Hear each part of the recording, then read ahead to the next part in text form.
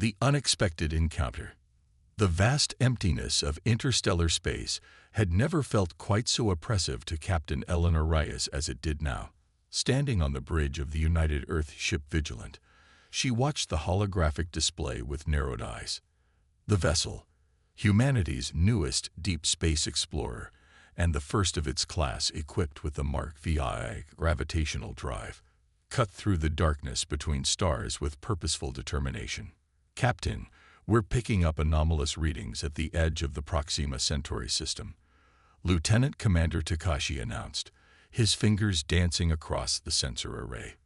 Multiple objects, moving in formation. Reyes straightened, her military training instantly taking over. "Classification: unknown, Captain. They're not broadcasting any recognized identification signals. Size estimates suggest vessels larger than anything in our fleet." The bridge fell silent.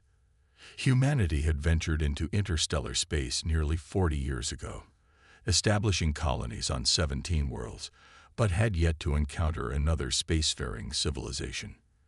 First contact protocols existed, of course, carefully crafted documents sitting in the ship's database that no one had ever expected to actually use. "Battle stations," Reyes ordered, her voice calm despite the adrenaline coursing through her veins. "Defensive measures only. Lieutenant Park, open all communication channels using First Contact Protocol Alpha." Warning lights bathed the bridge in red as crew members moved with practiced efficiency. The Vigilant wasn't primarily a warship, but no human vessel ventured into the depths of space without significant defensive capabilities, a precaution that had seemed excessive until this very moment. "Captain," Communications Officer Park called out, "we're receiving a transmission. The Universal Translator is attempting to process it." The main view screen flickered, revealing a being unlike anything humans had encountered before. Its body appeared to be composed of a crystalline, semi-transparent material with internal structures pulsing with bioluminescent light. Multiple appendages moved with fluid grace as it spoke, the translator struggling to convert its harmonics into human language. "Unidentified vessel." The translation finally came through. "You have entered Azrathi Dominion space. Power down your propulsion systems and prepare for inspection. Resistance will result in immediate destruction." Reyes kept her expression neutral. "This is Captain Eleanor Reyes of the UES Vigilant, representing the United Earth Commonwealth. We were unaware this system was claimed territory. Our star charts indicate this is unclaimed space, open for exploration under the Terran Expansion Directive." The alien's internal lights pulsed more rapidly. "Your ignorance does not excuse trespass. The Azrathi Dominion has claimed this sector for 300 cycles. Your primitive species' recent emergence from your home system does not entitle you to ignore established boundaries." Commander Victor Chen, Reyes' executive officer, moved closer to her chair. "Captain, our intelligence suggests no prior claims to this system. Either they're lying, or they've only recently expanded here themselves." Reyes nodded almost imperceptibly. "Ambassador," she addressed the alien, defaulting to diplomatic protocol, "we wish to avoid any conflict. Perhaps we can establish a proper dialogue to resolve this misunderstanding." The alien commander's lights dimmed to a cold blue. "There is no misunderstanding. You will power down and submit to boarding, or you will be destroyed. You have 5 of your minutes to comply." The transmission cut abruptly. "Well, that went well," Lieutenant Diaz muttered from the tactical station. Reyes stood, pacing the bridge with measured steps. "Options. We could comply," Chen offered, though his tone suggested he didn't favor that approach. "Or we could retreat. Our gravitational drive can outrun anything we've detected from their fleet, and show weakness at humanity's first contact with an alien civilization." Reyes shook her head. "Not an option." "Lieutenant Diaz, what's their weapons status?" "Energy buildup detected in their forward arrays, Captain. They appear to be charging weapons. Based on energy signatures, they're using some form of plasma-based technology." Reyes smiled grimly. Deploying countermeasures would be considered an aggressive act. By most standards, yes, Chen confirmed. And if we simply enhanced our defensive capabilities? Chen raised an eyebrow. The Damascus Protocol. That would technically still qualify as defensive. Rais nodded. Initiate Damascus Protocol. Let's see how our visitors handle a surprise. Throughout the Vigilance hull, microscopic machines activated, rearranging the molecular structure of the outer plating. What had appeared to be standard titanium ceramic composite transformed into something else entirely. A metamaterial created through quantum engineering that could absorb, redirect, and diffuse energy weapons with remarkable efficiency. Captain, Takashi called out, they're launching smaller vessels, appear to be boarding craft. Maintain position, Rais ordered. Let's see what they do when they realize their intimidation tactics aren't working. Minutes later, the first shots were fired. Brilliant streams of superheated plasma erupted from the Azrathi vessels, streaking toward the seemingly vulnerable human ship. Upon impact, the energy didn't explode against shields as expected. Instead, it seemed to ripple across the Vigilance hull, dissipating like water on hot metal. On the Azrathi command vessel, High Commander Xarizal watched in disbelief as their weapons had virtually no effect on the human vessel. Impossible, their weapons officer declared, crystalline appendages trembling. Their hulls should have ruptured instantly. Scan them again, Xarizal ordered. What technology are they using? Unknown, Commander. The composition of their hull appears to be changing at the molecular level. It's nothing in our database. Xarizal's internal lights pulsed rapidly with agitation. The Azrathi Dominion had encountered 17 spacefaring species in their history, all of which had eventually submitted to their technological superiority. This small human vessel should have surrendered immediately upon seeing their fleet. Back on the Vigilant, Rais watched the confusion evident in the aliens' formation. They're regrouping, Dias reported. Energy signatures suggest they're charging more powerful weapons. Captain, Chen warned, the Damascus Protocol has never been tested against alien weaponry. We don't know how much it can absorb. Rais nodded. Point taken. Lieutenant Park, open the channel again. The alien commander appeared, internal lights now pulsing an angry red. Your resistance is futile, Xarizal stated. We have merely tested your defenses with our lightest weapons. Submit now or face the full power of the Dominion. Rais leaned forward. Perhaps you misunderstand our position.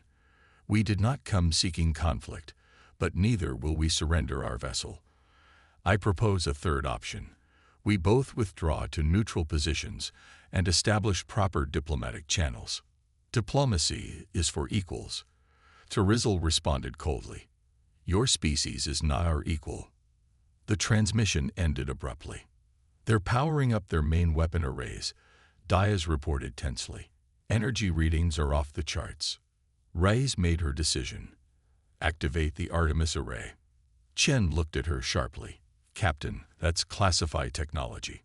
Using it would reveal capabilities we've kept secret for. Better than being destroyed, Commander. Rais cut him off. Do it. Throughout the ship, hidden systems came online. The Artemis array, humanity's most advanced defensive technology, deployed with silent efficiency. Unlike conventional shields or armor, it created a localized distortion in space-time itself around the vessel. When the Azrathi weapons fired, massive beams of concentrated plasma that should have vaporized the human vessel instantly, something extraordinary happened.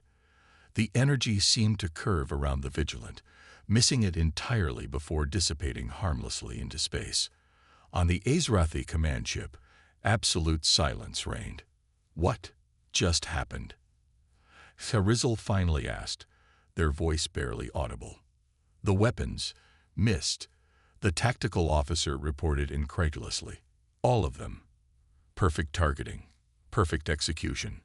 But the energy beams curved around their vessel as if deflected by some gravitational anomaly. For the first time in centuries of Azrathi expansion, a sense of unease spread through the command center. This small vessel from an unknown species had just neutralized their most powerful weapons without appearing to expend any significant energy. "Open communication with the human vessel," Cyril ordered, their internal lights dimmed to a cautious purple. On the Vigilant, Rise allowed herself a small smile as the alien commander reappeared on screen. "Perhaps," Cyril said carefully, "we should reconsider your proposal for dialogue." Turning the tables. 3 days had passed since the initial confrontation, and the situation remained balanced on a knife's edge. The UES Vigilant maintained position at the edge of the Proxima Centauri system, facing the Azrathi fleet across an invisible divide of space. Behind closed doors on the Azrathi command ship, High Commander Cyril faced an unprecedented crisis. "The Council demands answers," Sub-Commander Verazin reported, their crystalline form vibrating with concern. "They cannot understand how a single vessel from a previously unknown species has resisted our forces." Cyril's internal lights pulsed slowly, a sign of deep contemplation among their kind. "What have our analysts discovered about their technology?" "Very little," admitted the science officer.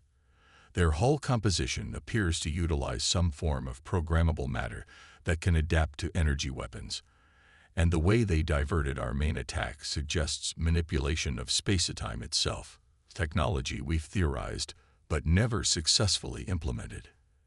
And their offensive capabilities? Unknown. They've made no aggressive moves, which is concerning." "Concerning?" Cyril questioned. "Yes, Commander. Either they are remarkably restrained, or they possess weapons so powerful they feel no need to demonstrate them." The implications hung heavy in the chamber. The Azrathi Dominion had expanded through the galaxy for millennia based on technological superiority. The concept of encountering a species with more advanced technology in certain domains was almost incomprehensible. "We need reinforcements," Cyril decided. "Signal the nearest battle groups. We will overwhelm this human vessel with numbers." Meanwhile, on the Vigilant, Captain Rice reviewed the latest intelligence reports with her senior staff. "The Azrathi are calling for backup," Intelligence Officer Rodriguez confirmed. "Long-range sensors detect at least 3 battle groups on approach. Estimated arrival, 18 hours. Rice nodded calmly. "And our reinforcements?" "The Constellation will arrive in 6 hours, Captain. Admiral Katri sends her compliments and says she's looking forward to meeting our new neighbors." A smile spread across the bridge crew. The Constellation wasn't just any vessel. It was humanity's first true dreadnought, a massive ship built with every technological advancement Earth scientists could devise. Its existence had been a closely guarded secret, known only to high-ranking military officials. "Lieutenant Park, please arrange another meeting with the Azrathi commander," Rise ordered. "I think it's time we clarified a few things." When Cyril's image appeared on the view screen, Rise noticed subtle changes in the alien's posture and light patterns. Signs of stress, their xenopsychologists had suggested. "Captain Rise," the alien acknowledged stiffly. "Have you reconsidered your position?" "Actually, Commander, I wanted to inform you that additional human vessels will be arriving shortly. In the spirit of transparency, I thought you should know." Cyril's lights flashed rapidly. Surprise, possibly alarm. "You called for reinforcements. Your Commonwealth must be closer than our intelligence suggested." Ray smiled. "Not exactly. We've simply been more efficient in our propulsion technology development." Before Cyril could respond, sensors on both vessels detected a massive gravitational distortion forming. Space itself seemed to fold, and through this temporary rift emerged a ship of staggering proportions. The UES Constellation dwarfed everything in the system, its sleek design a masterpiece of human engineering. "By the eternal light," Cyril whispered, forgetting the open channel. "Commander Cyril," a new voice cut in as Admiral Katri joined the transmission. "I am Admiral Leela Katri of the United Earth Commonwealth. I understand there's been some confusion about territorial claims in this system." The Ezrathi commander seemed momentarily lost for words, their internal lights fluctuating chaotically. How? How did your vessel arrive so quickly? Our sensors detected no approach. Admiral Katri exchanged a glance with Captain Reyes before responding. The Einstein-Rosen translation drive. We can create temporary wormholes for nearly instantaneous travel between coordinates. Surely your civilization has similar technology. The silence that followed was answer enough. The Ezrathi, for all their millennia of development, had never mastered controlled wormhole generation. Their fastest ships still relied on conventional FTL methods, requiring days to travel distances the humans could cross in seconds. Perhaps, Rice suggested gently, this would be a good time to discuss those diplomatic channels we mentioned earlier. In the following hours, a remarkable transformation occurred in the Ezrathi approach. What had begun as condescension shifted gradually to cautious respect as they realized the humans possessed technological advantages in key areas, particularly propulsion, material science, and gravitational manipulation. Though the Ezrathi still claimed superior weapons technology and had vastly more experience with interstellar relations, the balance of power had unmistakably shifted. Representatives from both species met aboard a neutral platform, a specialized module deployed from the constellation designed specifically for first contact scenarios. Admiral Katri led the human delegation, with Captain Reyes at her side. Your species is unexpected, Carizel admitted as the formal discussions began.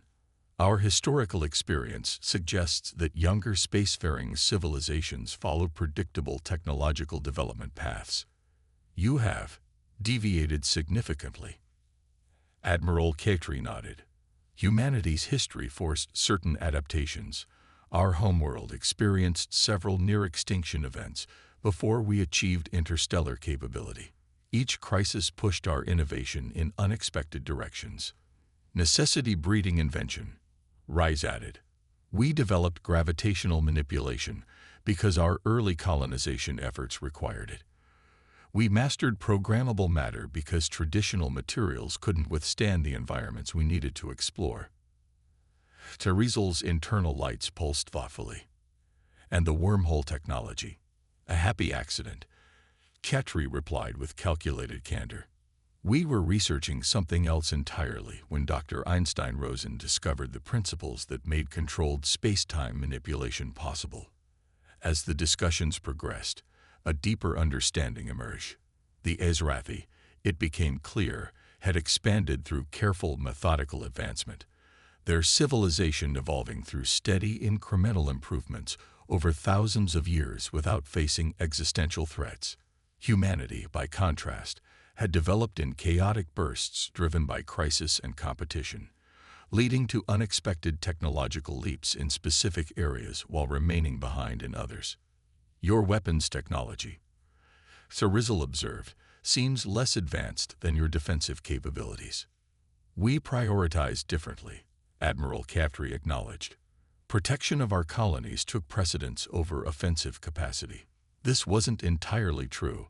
The constellation carried planet-killing capabilities, but revealing that would serve no diplomatic purpose. Let the Ezrathi believe humans were defensive specialists.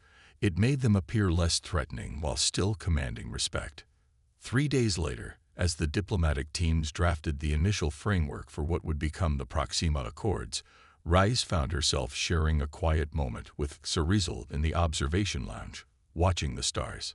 Your arrival will change the galaxy, the Ezrathi commander said softly, internal lights glowing a contemplative blue. The Dominion has never encountered a species that surpassed us in any significant technological domain. The Council is struggling with the implications. Change can be difficult, Rice acknowledged, but it can also lead to growth. Perhaps together, we can achieve what neither could alone. Carizel's lights shifted to a color Rice hadn't seen before, a warm golden hue that the xenopsychologists later identified as representing optimistic curiosity. Your vessels carry minimal weapons yet travel through temporary rifts in space-time. You manipulate gravity as easily as we manipulate light. You are warriors who prioritize defense over offense. You are contradictions. Reyes smiled. That's humanity in a nutshell, Commander. Contradictions all the way down.